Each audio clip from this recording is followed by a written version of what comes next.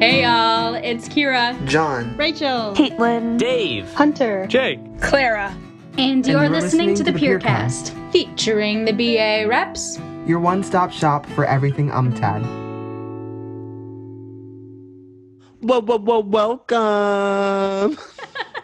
Hey y'all, thanks John for that beautiful welcome. Wow, I feel like I should just get up and dance.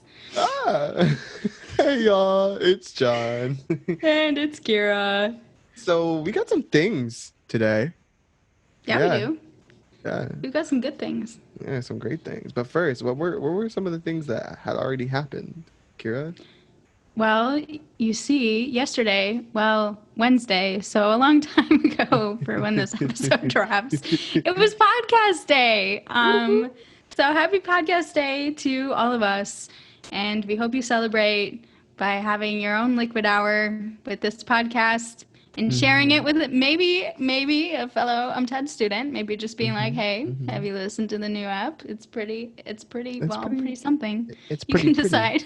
So this episode's gonna be pretty cool, y'all. Like we got some great updates for you all, but also the Queen of Queens, Hunter Batterson, will be joining us later. So stay tuned for that. Yay. Because again, Hunter Patterson, John Patterson, we slay all day. Every day. Yay. Thank you. I was like, I only got one more. I was like, oh no. Oh no. That's all right. great.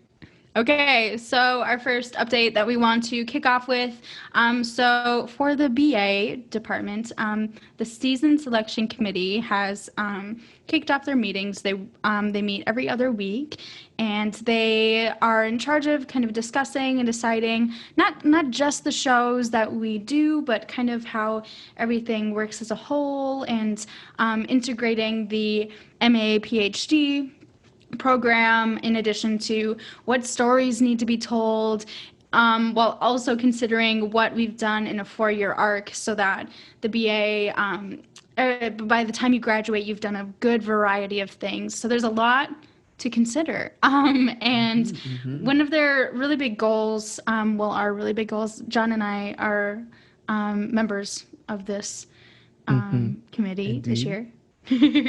And one of the big things that, we're talking about is looking at the department as one unit instead of like an archipelago, like everyone's coming from a different place, which we are, but we're hoping to really kind of make decisions as, what's best for all of us and everyone who's coming in and everyone who will be doing these shows. And so something that's coming up that's really exciting is play submissions and musical submissions and work submissions and ideas.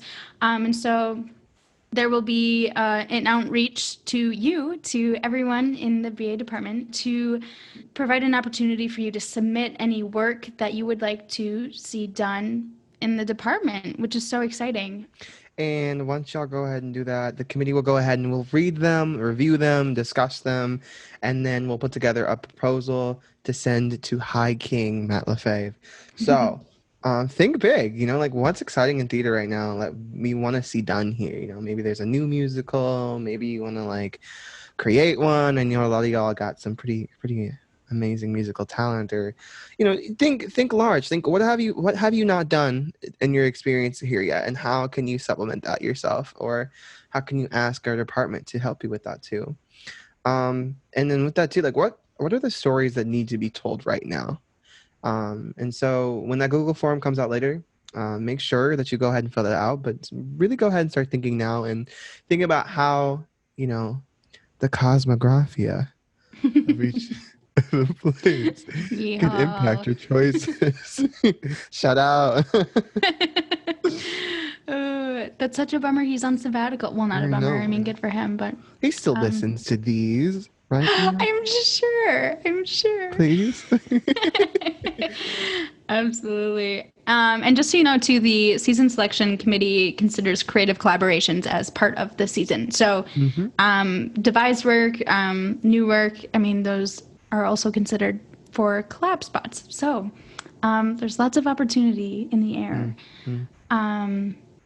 Yes. Okay. So cool news for the dance department. The films for UDT have are in process. Two films just finished on Friday. So that was Herb Johnson III and so his group and Andy Asang Morfa's group have finished their. I'm not sure how large their groups were, but they finished that whole filming process, and there'll be an end of the semester ish, maybe January after we come back from break, viewing of those films. And additionally, so two more just started after these two finished. So Hijack, who we talked about a few episodes ago. So their group just started, and V Bohem just started rehearsing with her group this week, and she is doing a trio. And Hunter Batterson is in that one, is in V's. And also I have a friend in a dance class. Her name is Maddie, and I was talking about it with her, and she's like, "It's so intense. It's so intense. My body hurts." So they're like off and running and working hard, which is so exciting to hear. I can't wait to see them. Oh my gosh. Oh my God. Yeah, and there's more to come. There's 10 total, and so we're done with two. Two are next, and there'll be six more. Wow, math is so hard. Six more to come. After these. Yeah, stay tuned. Yeah, cool. Okay, so next up, we are going to let you know about the BFA rehearsals. So, some cool things are happening with those. Our first years are participating as proctors or crew members, and they're currently just on book, living their best lives. Tech is figuring out how to do all of our different shows over Zoom and the different things over Zoom. We have some grads and PhD students, Micah, Kimber, and Matt, working on Heresy of Love and the Senior BFA show, as well as Rachel doing Appropriate, which is sophomore being at BFA. Met with H. Adam. He calls her boss, which I absolutely love. And Rachel's been doing sound and supporting it, but also dealing with Zoom being weird, like sharing sound and cutting over actors' audio and focusing on transitions and things like that. So it's a real journey, and I think well, obviously we know Rachel's going to pop off in the end because she's Rachel and living her best life. But I think this is going to be a very interesting time for her to live her best life, and for all of our students to really explore what it means to create in a virtual setting. So super fun. But yeah, so with that too, next up we have our liquid hour. So y'all, that's this Friday. This Friday. Come on, shop. 5:30. Pop up. If you're not there, then honestly, what are you doing? What are you doing? I don't know. I don't know It's what so to say. fun. All TED students, dance, BA, BFA, design tech, we're all here. We're all there. Yes, and even if you got some friends, maybe your friends are interested in UMTAD, they can come say hi too. Like, that's absolutely lovely as well. We're not gonna kick nobody out. Another cool thing that happened last week. So open mic was a ravaging success, you guys. Hopefully there will be more to come. So just to recap for anyone who wasn't able to make it, Zach sang "I Dreamed a Dream," which is just, I mean, it's so classic. But with Zach, it got just magic. That's all I have to say. Yeah, so keep an eye out for more of those. It was just a great time, and Sam and Connor were there, and Raymond and Emma. Like it's just such a great group. So yeah, keep an eye and an ear out for those. So next up, we're gonna talk about some cool things happening. So Jazz Lindy is having a masterclass with Swing Out through Northrup. So it's free and open to the public. Registration is required, and we'll get you a link to that to let you know exactly how to do that. Also, what just happened? I'm so sorry. That was very bad. If anyone is listening, I have not taken voice in the actor, so don't tell Keely. Do not, please don't. I promise I will, maybe. The class will focus on excerpts from a contest as represented in Keep Punching, a 1939 film with iconic choreography by Frankie Manning and interpretation by members of Lindy Hoppers. So this class is open to anyone with an interest in Lindy and jazz. So go ahead and brush up on those solo moves before you hit the hardwoods again, because you can't be out here looking rough. Just kidding. It's going to be a fun time. But it's going to be offered in conjunction with Swing Out Residency. And Northrup is scheduling the immersive dance party for fall 2021 when our community can enjoy it to the fullest. So in the meantime, we'll delve into the creative process and the history of swing and Lindy Hop with that creative team as well. That sounds so epic. Could you imagine like a Lindy, like a swing dance party in Northrup? Oh, I'm in love. I can't wait. I'll be graduated, but I'm gonna come back just for that. Do it. Why not? Right. Awesome. So we have another kind of exciting opportunity to share. So there is a competition called Playing Medea. And so it's a student theatrical competition organized by Out of Chaos Theater, and they're supported by the Society for Classical Studies and the Center for Hellenic Studies. Hellenic Studies? Pardon, I don't, Hellenic. Hellenic? Yeah, he was right. Thanks. All right, thanks. So the contest is open to high school and college, that's us, college students, in the U.S., and there is a $400 prize for first place and then two $200 prizes for second place.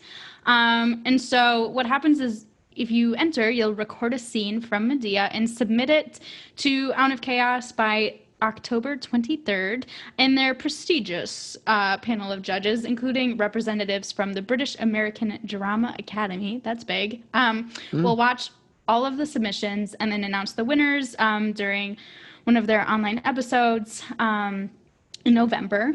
Yeah. So there, we're gonna welcome entries which are recorded entirely on Zoom or recordings of groups who are able to share the same space. University or high school groups can enter multiple times, but each actor can appear only in one submission. So that means that a lot of y'all or all of y'all can go ahead and submit, but like, don't be like it can't be Kieran and John and then Kira and Hunter. Okay, none of that. That's how that works. But I want to win twice. What can I say? I mean, look. But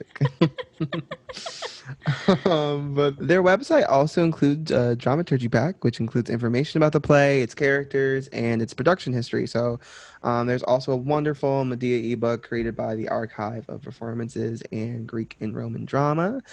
This is also a nice little time. Maybe get involved with some professors and see if they're able to help you as well. Because I mean, hey, connections are always fun.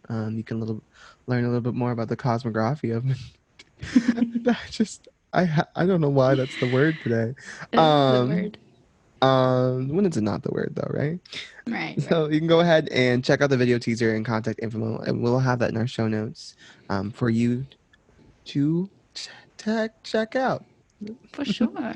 And also, what a great opportunity. I mean, we were talking about this with Ori Boko and Sabrina of like being able to like carve out opportunities to work with people you never have before. And like, so this would be such a great time for like me and the BA to like contact, maybe some BFA friends and be like, hey, you want to do a classical monologue or scene? Because I, would like to practice. So yeah, like go out and carve spaces for yourselves. And this is a great maybe opportunity to do so.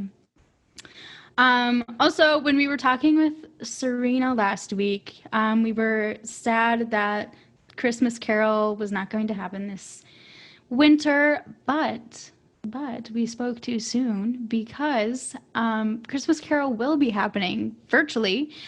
So they're doing a really cool thing. So Joe Hodge, the artistic director of The Big G, is going to direct a 4-person Christmas Carol that will be filmed by E.G. Bailey. And so those 4 people, they are Christmas Carol classic people. Like they're just, they're there every year. It's just, I'm so excited for this list. But Nat Fuller, Ryan Colbert, Charity Jones, and Megan Kreidler will be the actors in this show. And I'm not quite sure how it's going to work yet. If they're going to be, I'm sure they're going to be playing multiple roles, but stay tuned for more on that. So how it'll happen is it'll be $10 per household.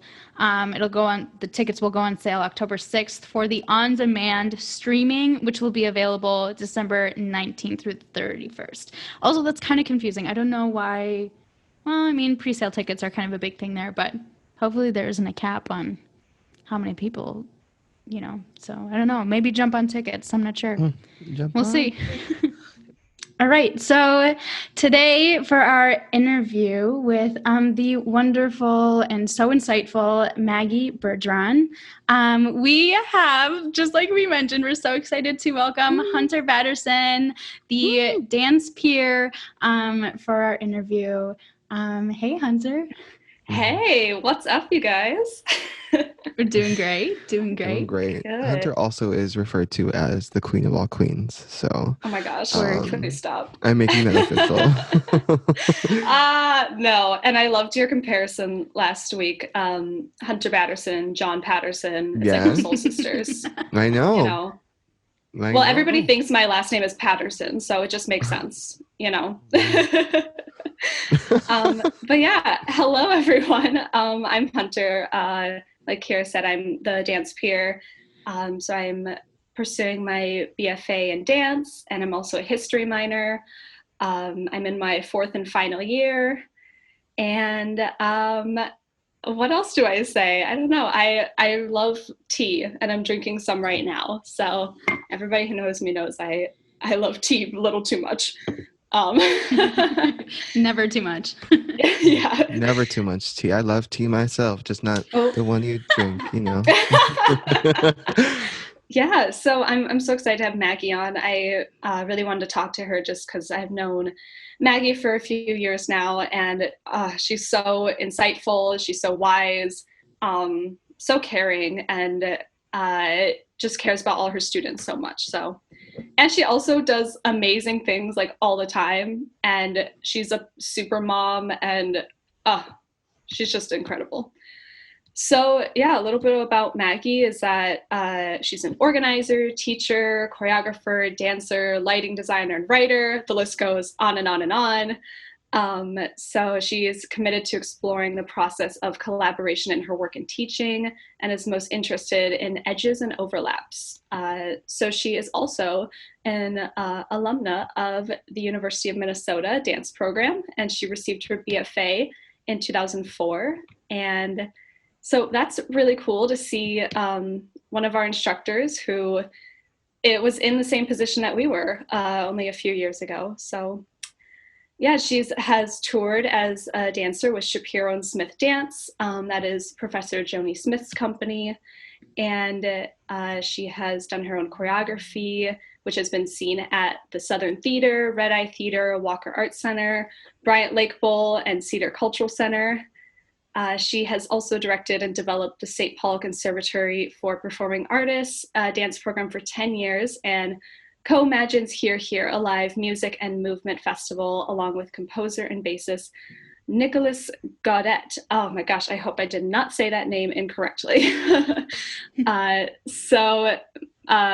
Yeah, Maggie is awesome, and she is currently working on a textbook for first year experiences, which we'll hear more about. So she's so cool, and I'm so excited to talk to her. Hi, Maggie. Hi. I'm here. It's Thank so you good for to see being you. here. Yeah. Happy to be here. I'm really excited Mhm. that you're our first dance department guest. Yeah, Ooh. which is so exciting. But I just know I've had such a good time with you being my advisor and being my pedagogy teacher, and all the work you've done for CLA now. So yeah, I just thought it would be really awesome to talk to you about all you've been doing. All the things. Yes. All the things. Yes. Should we start, Maggie? Like, how are you doing today? What are you up to today? Good question. I'm doing well today. I successfully got both of my children out of the house and Amazing. to their places where they're supposed to be. I think with all the clothing that they need. An iPad. One of them has an iPad, and yeah, I'm doing well. I'm feeling in the semester a bit more and feeling grateful to be in a classroom with students sometimes, and I'm navigating and trying to figure out the emotions around being online sometimes and being in person sometimes, and also navigating the emotions around thinking about our field and how that is and will be. And I'm digging into sorry, this is a lot. This is a big update. It goes deep fast. Okay. I'm using Creating New Futures, which is a document created by some contemporary dance artists, Emily Johnson, Kieran Kierman, let me look it up. Hold on, this is important.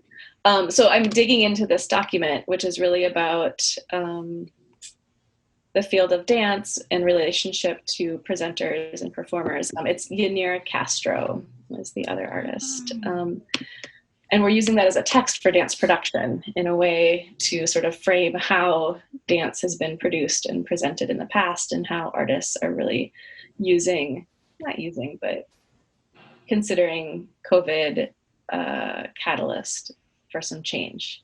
And so I've been digging into that myself, which is also feels good. So like there are all these like surface things like, oh my God, get the kids out of the house. Who's got socks? You don't want to put your socks on? Fine, okay. But then like under that, I'm like, what are we doing? So that's what I got going on. Wow, so many layers. I feel like this, oh gosh, it's like such a season, like not only of like putting on physical layers, but of like digging deep into like so many like crevices of like thought and space that it's due time for, it seems like. And that's so neat. Emily Johnson is so wonderful. I just, Chris Bell introduced me to her work, and wow. Yeah, he's an alum of the program, of the dance program. Mm-hmm. That's so cool. And you're alum of the dance program too, aren't you? I am. Yep. What was the year? 2004, I think I graduated. Yeah. Wow. And Hunter said you went to Interlochen. Is that right? Good. Yeah. So cool.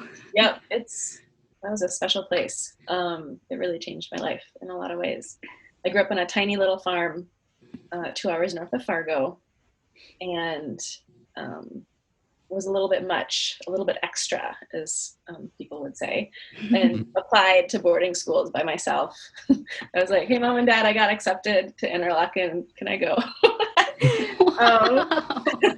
And I was like, could you fill out this financial aid information? And yeah, so then I went. And so that just being in a space where I was around artists and thinkers in a different way from the farming community that I grew up in, really shifted my life view and perspective, and pushed me in a different way. So yeah, I went to Interlochen. Wow. Yeah. And how did you know that you wanted to go to the U after graduating from there? It was I didn't. I was a ballerina. I was a Sugar Plum Fairy. And then I went to a tiny little school in Erie, Pennsylvania for ballet dancing. And it was not a good experience for me. I had a really hard time. And part of that was like being around this form that was also not able to say the things that I was interested in saying. My world was shifting, and the vocabulary wasn't shifting for me, with me. And I also wasn't necessarily around instructors who were helping that shift. And so I left. I dropped out of school and I did AmeriCorps, which I highly recommend to people. In my little community, did a whole bunch of work with tutoring and kids, and then went to the U, and I was going to be an education major. And then I was like, why not just audition for the dance program after I had basically given up dancing? And I got in. And then I was like, whoa, there's a lot to learn. I didn't know dancing was all of this. And I'm so grateful to my instructors, Ananya Chatterjee, Joni Smith, and they're my colleagues now. I'm so grateful. But they really helped me shift how I think about dancing and making dancing. Yeah, and then I graduated, and I've been trying to get away ever since, and I can't. I love the teaching.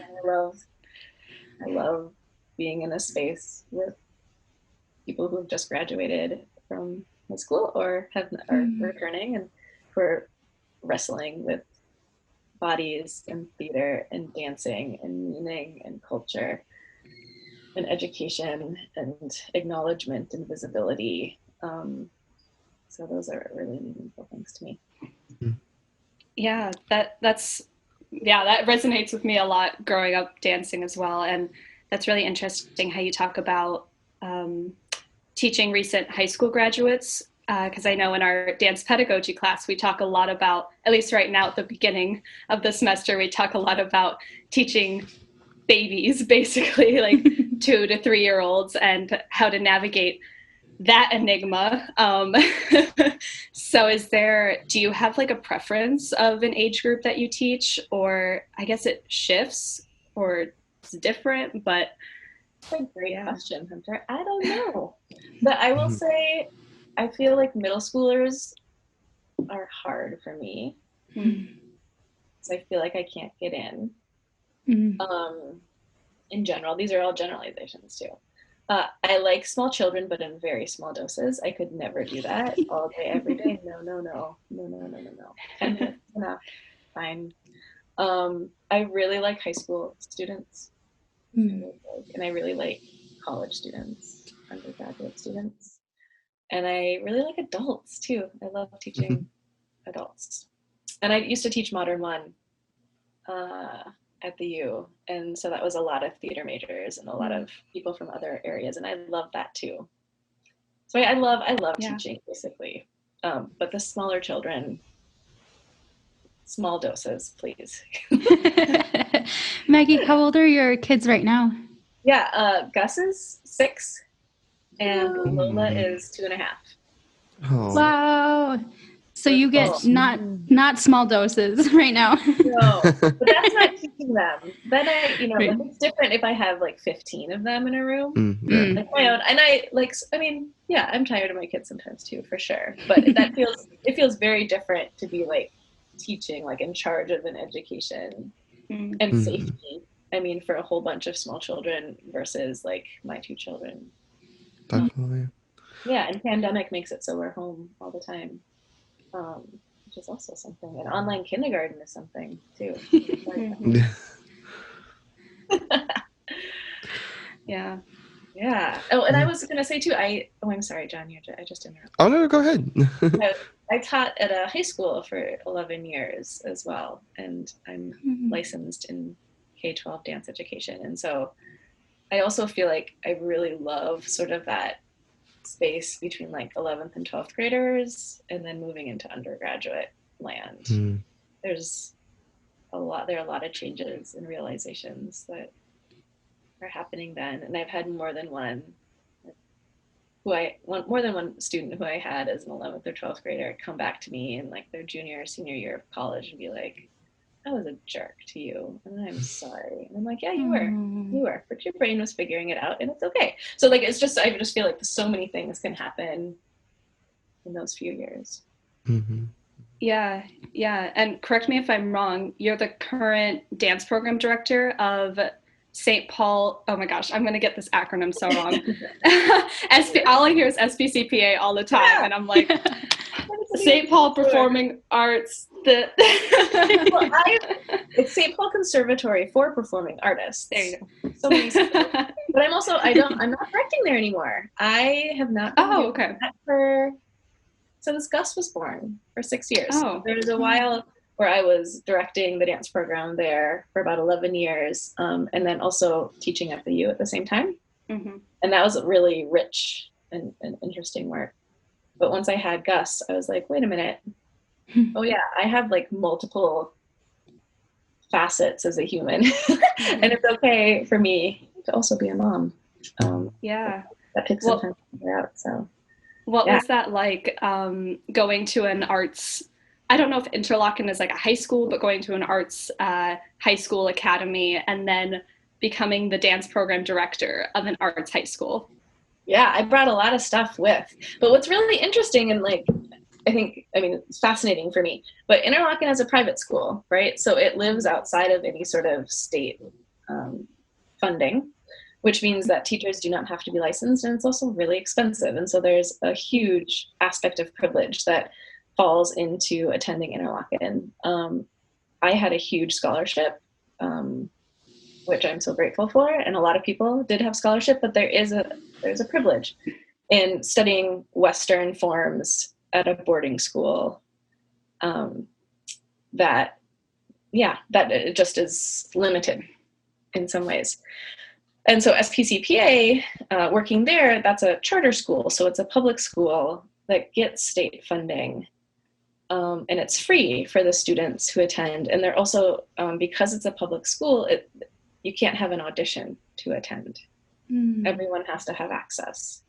And so that was an amazing space to have students who were training 20 hours a week at some studio in the suburbs and doing competitions all the time and doing, you know, wild and wacky and expensive summer programs all over the place, mixing with students from, you know, Saint Paul, Minneapolis, students of color.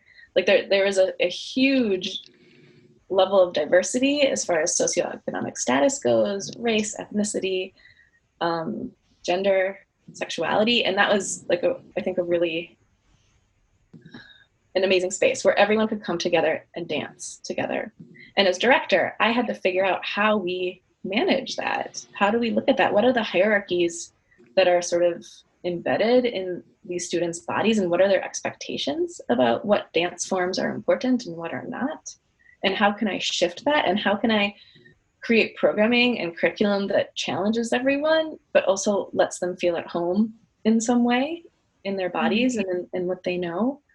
So that was I learned a lot, and I would do a million things different if I were to do it again. But I feel like I really learned a lot, and I'm grateful for that experience. Yeah, well, I can relate to that so much because I know we've talked about it a lot in pedagogy, how I went to an arts high school in Chicago, and it was so refreshing to have a public arts education that was essentially free, and how important that is, especially to more low-income students, and exposing them to art and allowing them a space where they can practice their art or their passion. It's just so important. Yeah, it's so important, and it's so important that it's done in a way that doesn't feel like this white missionary thing that's happening too, right? Yeah.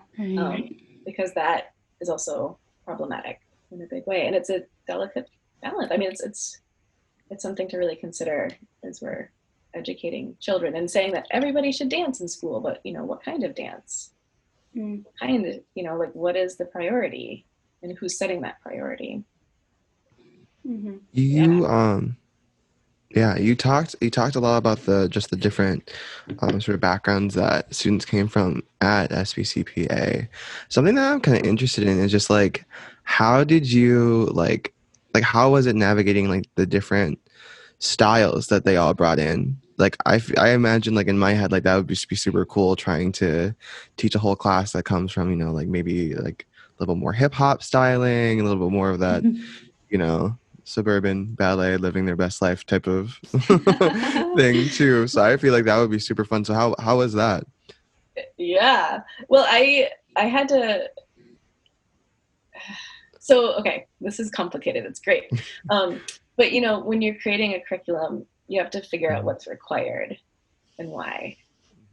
Right? Where are the choices in a curriculum? Where you do not have choice? And so one of the things that I did is I shifted everything so that ballet, modern, jazz, and hip hop were all required for everyone. And and that in and of itself was hard because some of the students who weren't well versed in urban styles or hip hop felt really uncomfortable in those classes. But also some of the students who thrived in hip hop felt really uncomfortable in ballet class. And there's a lot to unpack in those statements that I just said too, as far as control of body, agency, history. I believe that whenever we do dancing, we are reiterating the movement that has come before us, and we're also creating it live and present in the moment, but also making a future for it too. And so there was a lot of navigation and negotiation and conversation and communication that I had to do, and that all the teachers had to do with parents and students and administration and the Department of Education. And, it gets thick fast. Talk about a politicized space. Education is really critical. Yeah. But I also see it as a space for agency and activism and advocacy. So. Yeah. I found that my school definitely focused a lot on Western dance styles. We had a really big focus on ballet. And I know, Maggie, you know me a little bit. I'm not the biggest ballerina. I mean, I do appreciate it, but, you know, it's not like my calling specifically. And having to do point 4 times a week was really tough mentally, physically, because I knew that was something I didn't want to do in the future. So I wish I had that requirement of doing more urban forms. I wish I was able to take those classes. But I think the dance program at my school has changed a little bit because we have new leadership. But I'm really happy to hear that at SBCPA they required urban street style forms, because not a lot of schools do that, especially here in the US at more like elite institutions. It's like, why? There, yeah. Mm-hmm. Yeah. What is the politics around that? Mm-hmm. Yeah. Yeah. And I think, Hunter, too, you bring up a good point. And with high school students and with dance and movement and with all students, really, like, there is consent, right? So what does it mean to have an instructor or a curriculum saying that you have to do something that you don't want to do? Like, what is that also teaching students? What is that teaching citizens and humans? And then, you know, also with that, like, how do you, as a director, how do we acknowledge and move into consent, and also maintain a program? And there's also air quotes there, like, what does that really look like? Yeah, and when I was doing my college dance program search, I was so shocked, I guess, to see that point or anything like that wasn't required. I was like, wait, not everybody has to do point and you can choose your dance classes? That's so weird. But that is the norm. Like, that's how it should be, especially now in college. It's like, we're paying to be here. We're paying to have this educational experience, and we should be able to shape it the way that we see fit for us. And I think, you know, like, yes. And I also think there's a balance in that too. And that, you know, would you try something that you're not comfortable with, that you may end up enjoying? So, like, again, as a director, as someone who's creating curriculum, how do you strike that balance between choice and also a way of shaping things to say, you have to try new things too?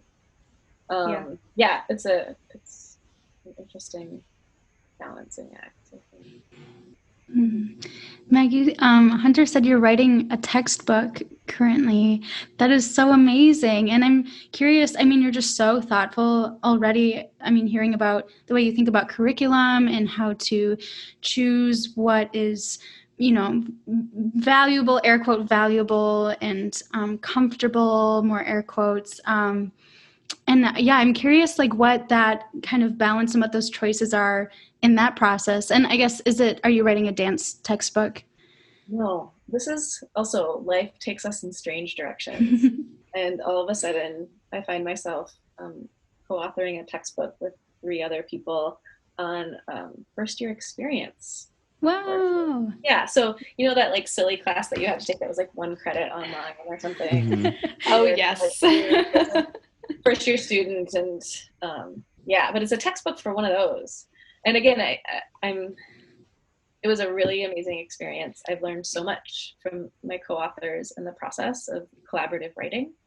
And I would not have considered myself a writer before this, but maybe now I might, once I get it in my hands on January 15th.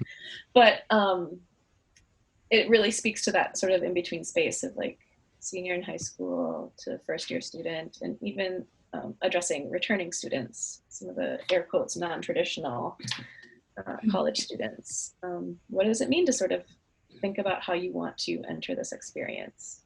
Where do you have choices you can make? Where do you not have choices you can make? How can you think about your wellness? How can you think about yourself as a body, as a human? How do you think about yourself socially?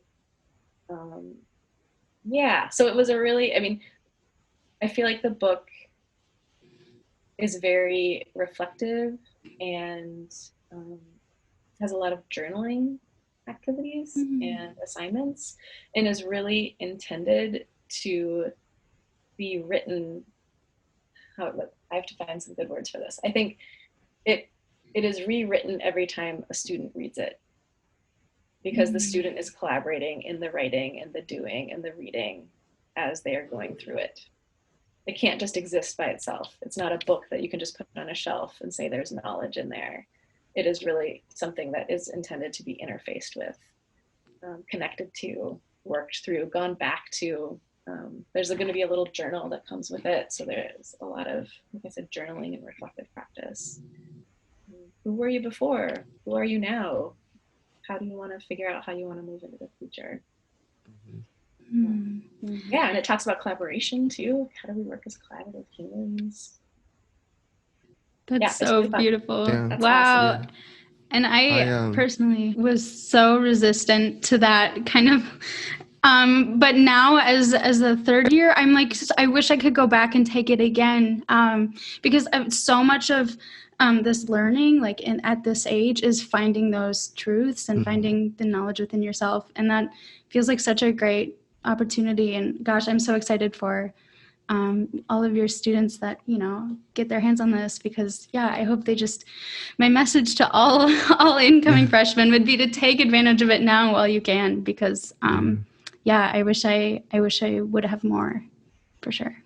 Yeah, for the last 2 years, I've done a lot of work with orientation and transition experiences. And so I was an orientation leader. And then last year, or last summer, I guess, not even last year, had the opportunity of being the student program coordinator for orientation. So developing all that stuff for them to come in and do. And one of the things that I have been really grateful in that experience is just there's something about seeing other students go through what you've already gone through, because I remember same with Kira, I did not, I was whatever, that's just I'm just trying to graduate, get me out, and then I took that, and then I started seeing all these students come in, and I was wait, there's something really special about the transition between high school into college, or a previous schooling into college, because there's this transition that happens that not a lot of people get to see, and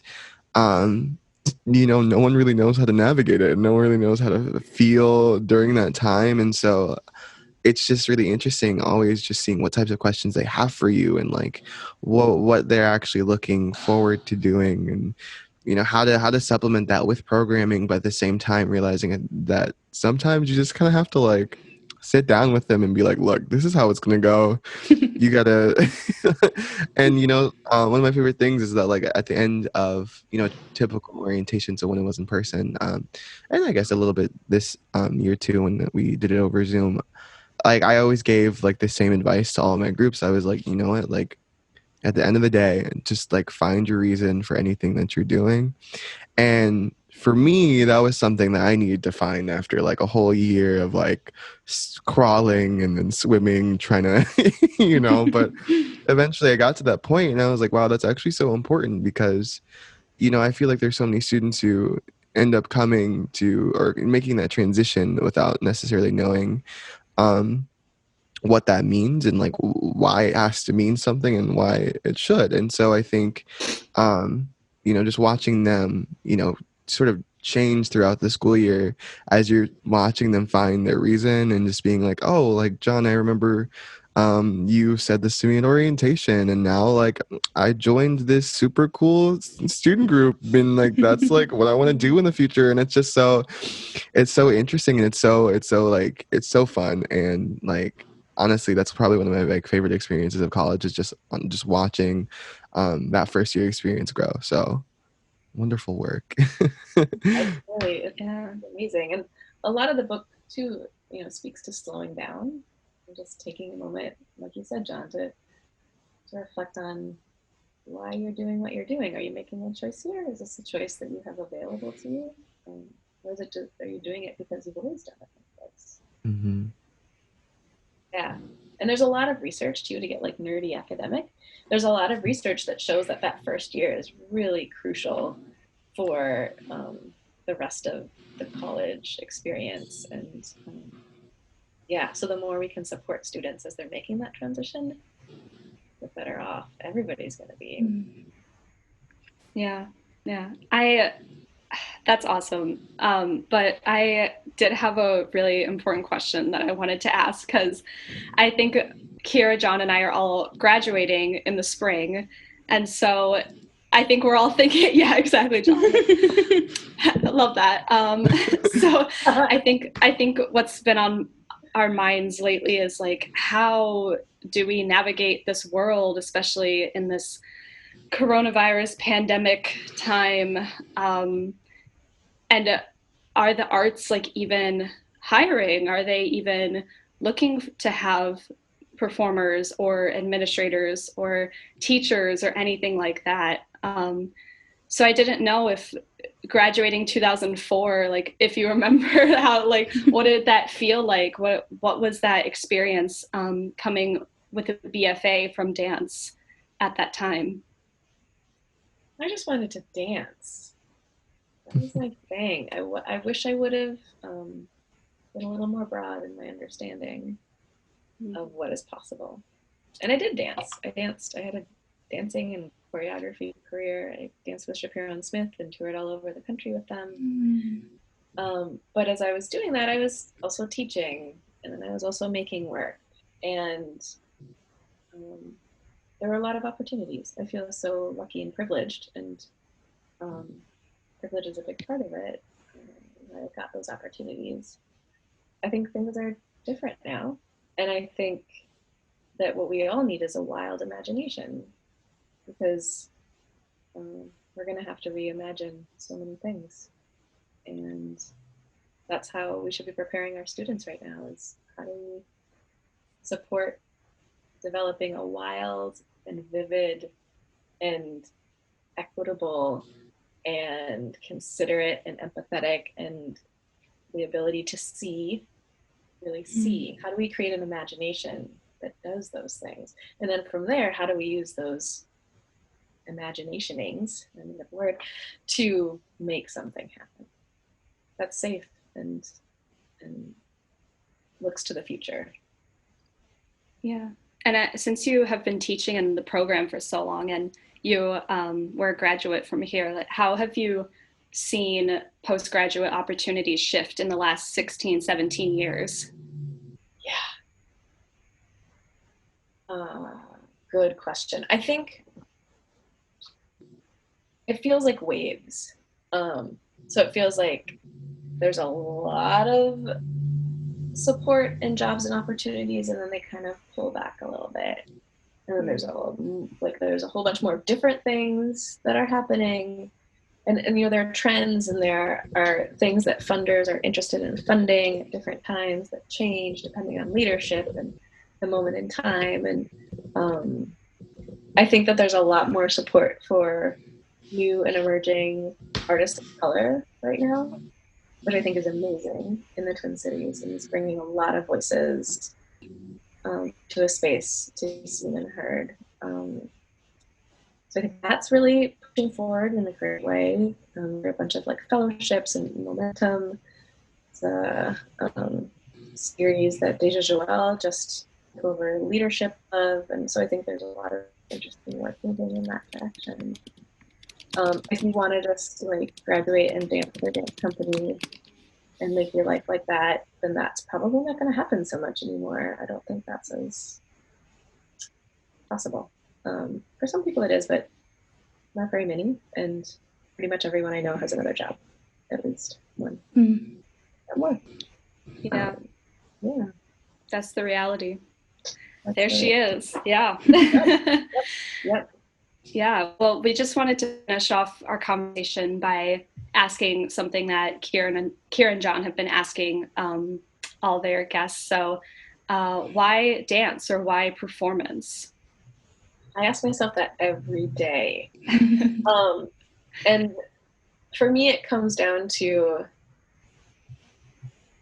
the body and breath and the ability to make meaning, and the ability to expand. Kind of vague, but that knows. Yeah. Because I have so many fantasies about doing other things all the time. I'm imagining something else. And when I get too deep into the imagination, I'm like, wait a minute, no, this doesn't feel right. Right? Because I'm sitting at a desk all day, or I'm not able to see people, I'm not able to see students, I'm not able to engage or have a conversation or have a dialogue. And I'm not able to feel in the same way that I watch students in my class, or I watch dance, and I feel profoundly that is something that is not typical for an experience in a career. So I'm grateful for that. And we're so grateful that we could experience your gratefulness. Wow. Thank you again so much for coming in to chat and, share your wisdom and thoughts and ideas. And yeah, it was so lovely meeting you and getting to know you and your work. And so thank you. Thank you so much for inviting me. It's a real pleasure. Yeah. I hope you all have good days, and I hope you're all hanging in there with everything. We're Definitely hanging. trying. We're hanging all right. Definitely trying. That's okay too. Yeah, I just can't believe it's only been a month of school. It feels like it's been an eternity in a good way, but yeah. Yeah. Well, thank you so much, Maggie. We really enjoyed talking to you. Likewise. Take good care, you all. Bye, Maggie. Thank you. Bye. Goodbye. Bye. All right. Big thanks to Hunter and Maggie who joined us again. We'll go ahead and just launch you right into some segments. John, take it away. Yes, some segments. So to start us off, we have our profile of the week. This profile of the week is going to be on Ava DuVernay. So a wonderful human being. Wonderful. Love. She's gone ahead and she's won an Emmy, a BAFTA, and Peabody Awards, Academy Award nominee.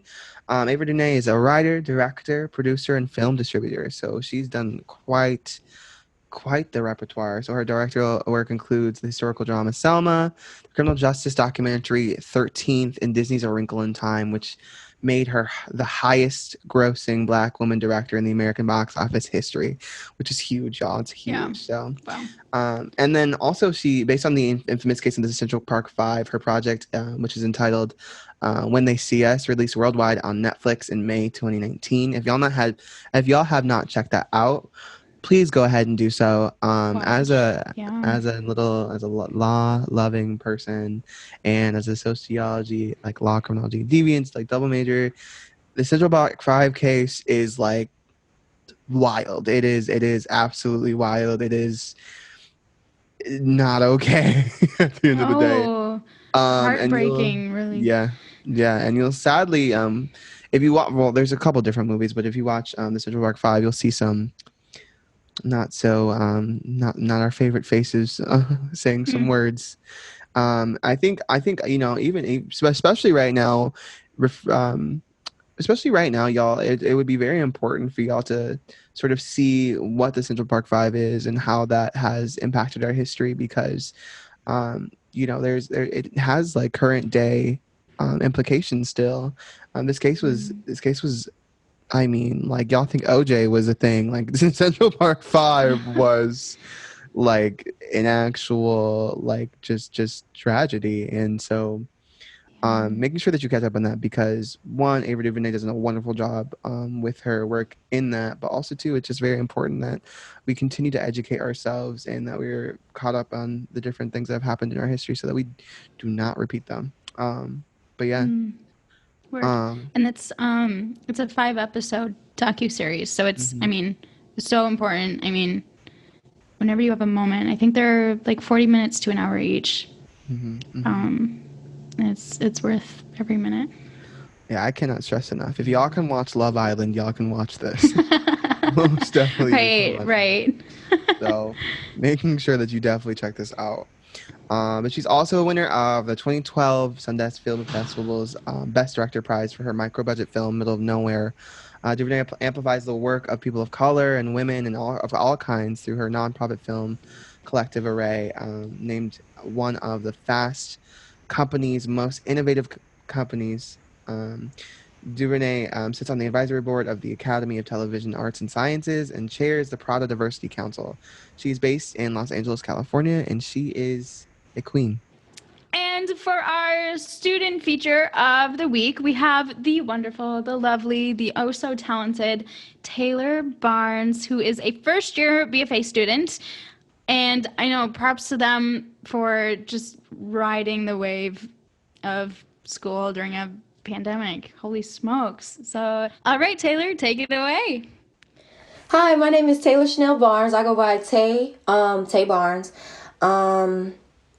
My pronouns are she, her, hers. I'm a BFA acting major at the University of Minnesota, Twin Cities. My favorite class, I love play analysis. It's literally so funny. Steve is hilarious. Everybody just always feels really free in that class. We always clown, like we just be messing around, having fun. And I also like how we break down plays because sometimes it can be really fun to analyze stuff. Also voice, because a lot of spontaneity is shown in that class, and like people feel so free in that class. And I don't know, Lucinda is just really hilarious. I love all of my classes, to be honest. My career goals is to be I hope to be the representation that I wish I had when I was younger. I would like to be a voice for young Black people all over the world, young Black people in America. I am ADOS, which is an American descendant of a slave. So sometimes certain feelings come up with this specific identity, and I just would love for people who are like me and who have lived lives like me to know that you can do anything you put your mind to, and that nobody can ever stop you from achieving your dreams. But if I couldn't do theater, like acting, I would love to do costume design or anything that has to do with art. I love to draw and create like paintings and characters and write stories and stuff. So that would also be a cool path for me to take. Something that brings me joy in this moment is I feel really independent, really free. I've been feeling really happy lately. I love my company. I love my life. COVID sucks. Zoom is really tiring, but like I'm making the most of it, and I don't know. I'm doing it. I'm happy to be doing it. I would just love to let you know that I would love to meet new people. Please feel free to contact me. I don't know if I can leave my Instagram or not, but it's at TAESHANELL. Yeah, just life is hard right now. COVID is hard. Zoom is hard. All this stuff is very difficult, but we can do it. We are doing it. It sucks. It really does. But sometimes you just gotta just deal with the bad in life, and it'll all be over soon. So let's all just try to stay positive. Love y'all. See y'all later. Bye. Thanks. All right. Thank you so much for sharing your lovely words of personal wisdom. We are just like so enjoying the opportunity to get to know everyone here in the department. And so, yeah, if you would like to introduce yourself, please give us a DM, a little email, a little Insta, a little, word on the street, carrier pigeon, all of the above. All right. Now we got some closing thoughts as per usual. Right.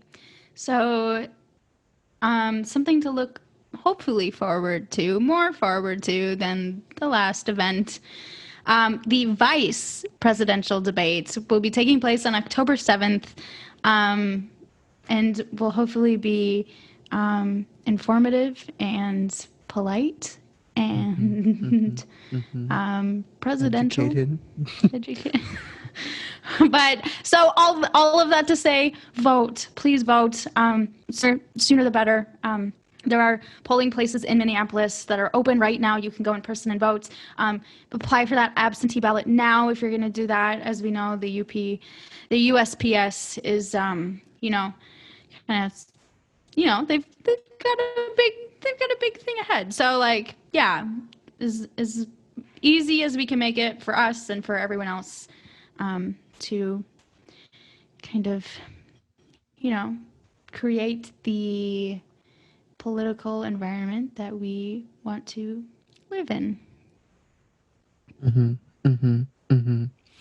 And with that, make sure y'all go ahead and look out for a wonderful email asking you about the plays and musicals and what you would like to do here at the University of Minnesota Theater and Dance Program. Making sure that you go ahead and submit those. We'll get you there's some more information about that when it does come up. And lastly, it wasn't with the last one with Serena. We talked a little bit about me, John Patterson, at the time, homecoming royalty. Now currently I am homecoming king. So pop off, y'all, for voting. Y'all did amazing. All hail King John. Yes, thank you. I was talking to someone last night and they're like, wow, there's two kinds of people. There are kings and then there are those who bow. And I was like, wow, thanks.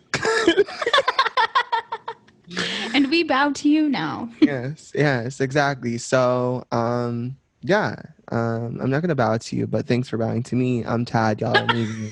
I love you all. All right. But yeah, pop off. And for our wise words of the week, we have to finish us off. I mean, she joined us. She started with us. Yes, she did. Was here in the interview. The lovely, gorgeous, kind, so great at writing. I'm just going to put all of my affirmations for Hunter right here as she gives us our wise words of the week.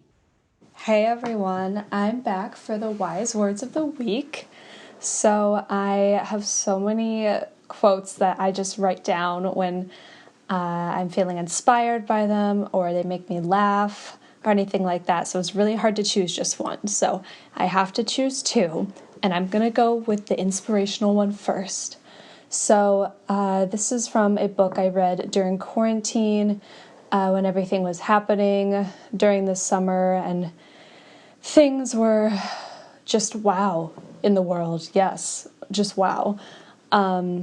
So this quote is from the book The Pisces by Melissa Broder, and it says, "If the will of the universe is the will of the universe, and if everything was happening as it was, then wasn't everything you could possibly do all right?"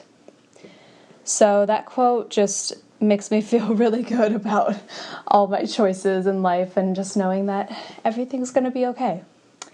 And then I have to end on a quote from one of my favorite TV shows, RuPaul's Drag Race, from the one and only Miss Vanjie. I mean, if you watch Drag Race, you know exactly who that is. And she said, "Pick a struggle, you can't struggle at everything." So sometimes that just gives me a good slap in the face when I need to just pick one struggle in that moment and focus and get my life together. So I hope you enjoyed those quotes and they give you some inspiration today. This episode of the Peercast is edited by Rachel Breeze, programmed by Hunter Batterson and Caitlin McLean, and our music is composed by Raymond New.